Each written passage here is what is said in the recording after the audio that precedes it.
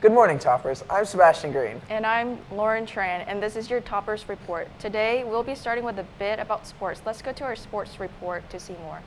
Good morning, Toppers. I'm Israel Spiker. And I'm Hunter. Welcome to the Toppers Sports Report. Today we are covering boys and girls basketball as well as the upcoming swimming and dive in Wesleyan season. Last Tuesday, the boys hosted Knox Carter and started with a strong win of 73-49. Our very own Lauren and team caught up with Coach Higgins and some players to learn more about the team after the game.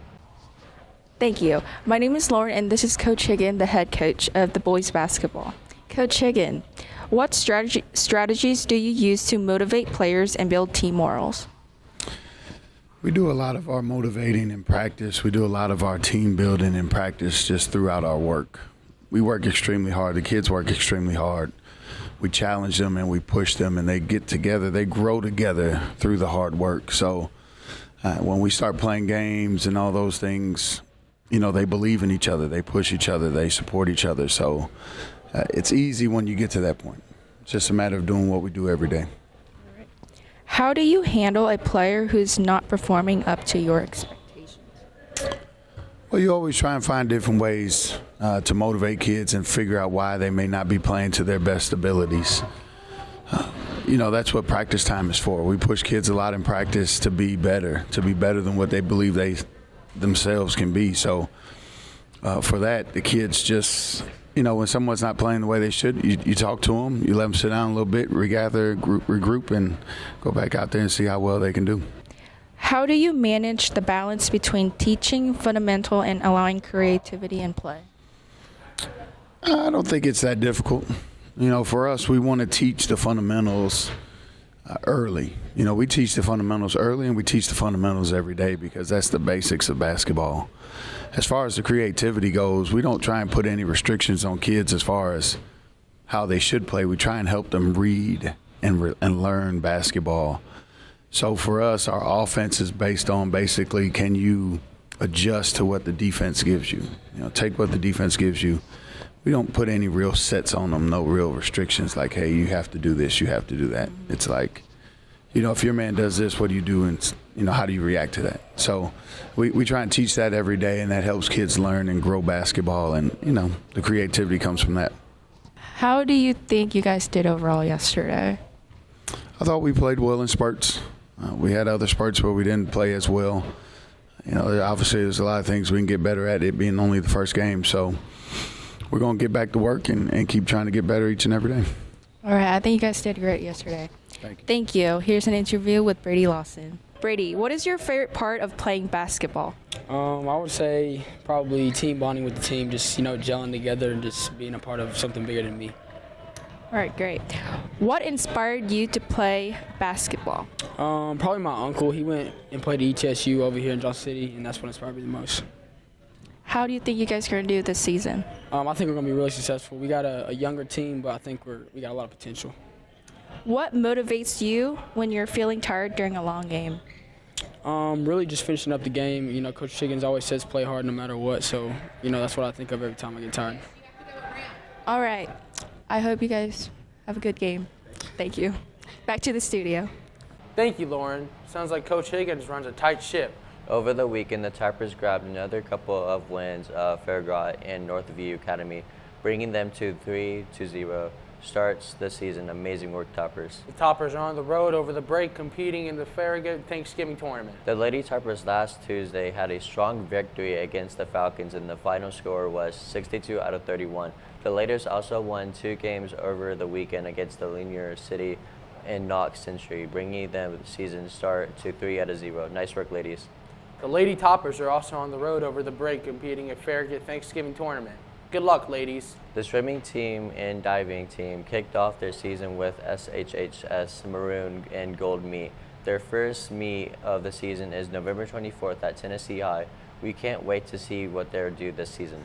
The wrestling teams are kicking off their season over the break as they're heading to the North Night Individual at North Henderson High School in North Carolina. Good luck to our wrestling team, and that's all we have for today for the Toppers Sports Report, and I'm Hunter. And I'm Israel.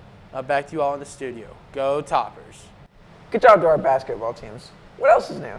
Last week was French Week for Science Cell students. They were able to learn about the wonderful experience for French culture has to offer. Let's go see what they did. November 1st through 8th is National French Week. Our French students and teachers here at Science Hill High School celebrated with food, crafts, and music, all inspired by the vibrant culture of France. Students participated in a history cultural lesson, sang French karaoke, made stained glass inspired by the cathedrals of France, ate delicious French food, and watched Mr. Bean go to France. French Week is a really good way to experience French culture without having to go to France. For example, our food day where we got a peek at French cuisine. Overall, I think French Week is a really fun and enjoyable experience. One of my favorite things about French Week was definitely experimenting with different types of art. I got to do a painting on Marie Antoinette for a grade, but not only was it for a grade, but it also helped me learn how and why French painters painted the way that they did. That was definitely my favorite part, and I also enjoyed looking at French cuisine. All of us being in one big area, and we are all talking about France, eating French food. It was really overall a really great experience, and it helped me improve my French. French Week is always my favorite week of the year because usually we take French class very seriously and we're always working.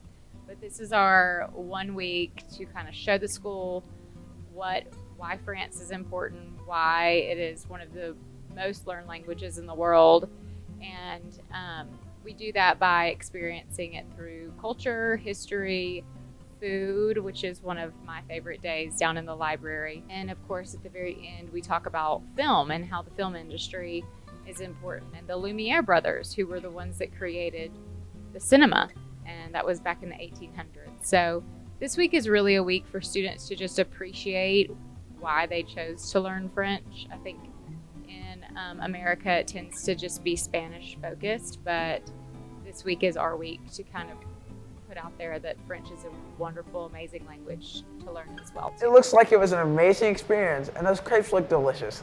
Speaking of food, did you know historians have no record of turkey being eaten at the first Thanksgiving? That's correct. Did you also know that over 46 million turkeys are eaten every year? That's a lot of turkeys. Thanksgiving involves lots of food. With lots of food comes lots of things that could go wrong.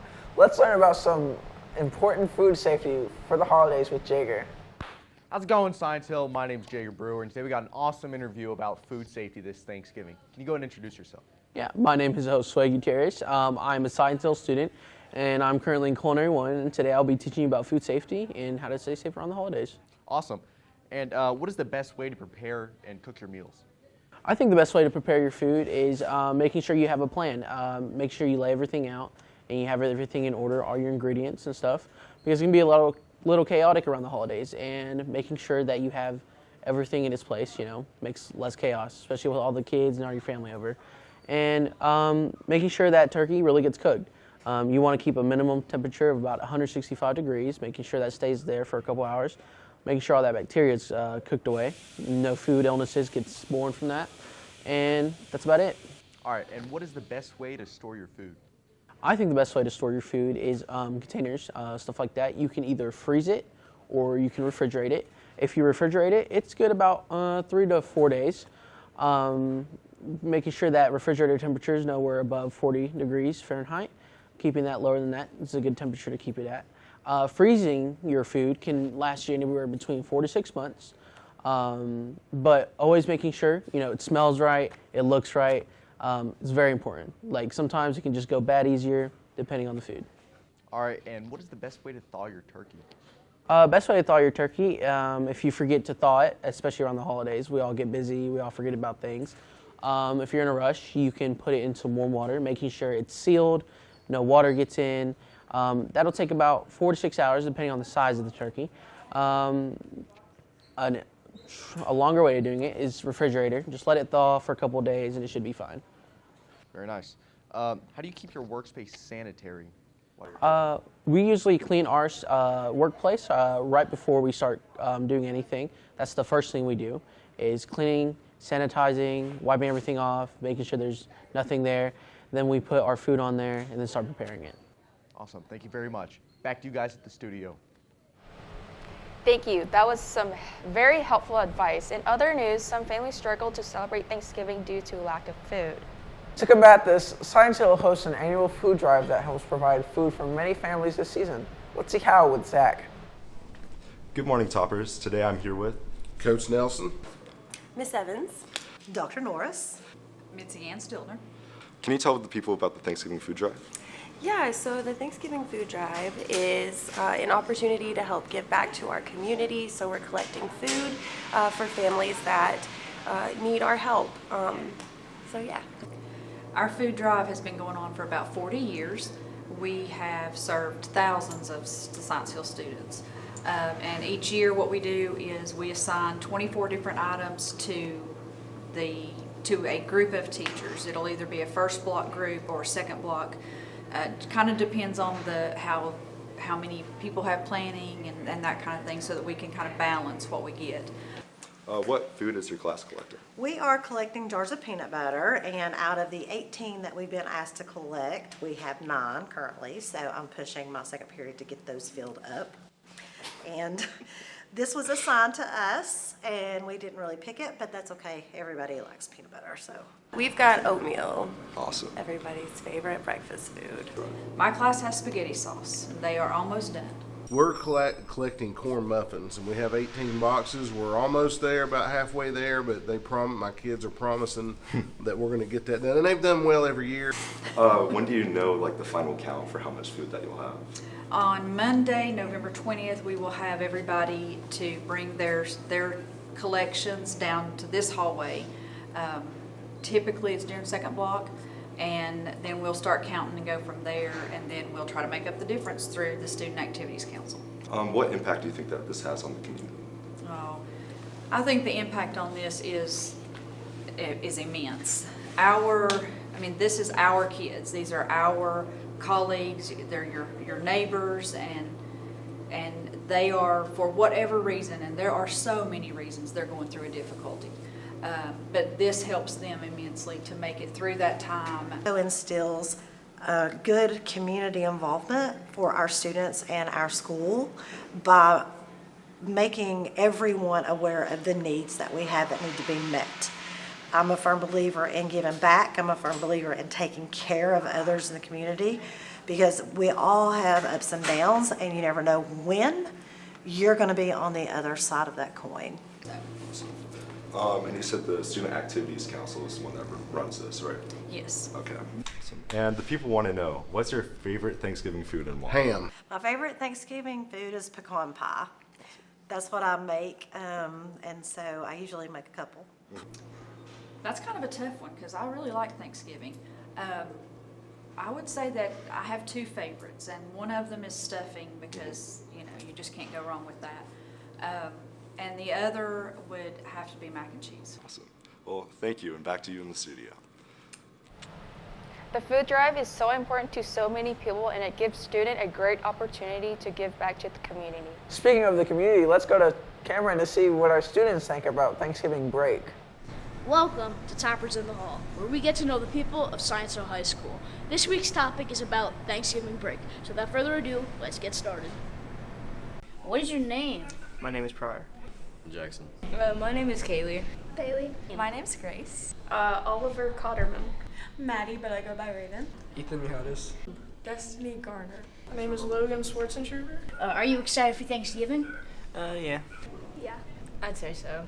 Are you more excited for the break or the holiday itself? I'm more excited for the holiday itself. The break, definitely. Definitely the break. How do you celebrate Thanksgiving? I get with family, and we just have a lot of food to eat. I usually get together with my family and friends. What are you going to do over break? Probably clean and help cook. Fly up to Michigan. What's your favorite Thanksgiving memory? Sneaking out with my cousins.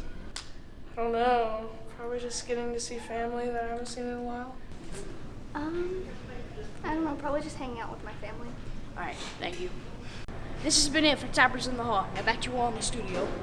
I can't wait for Thanksgiving break myself. Well, that's all we have for today. Thank you once again for joining us. We hope you have a great Thanksgiving.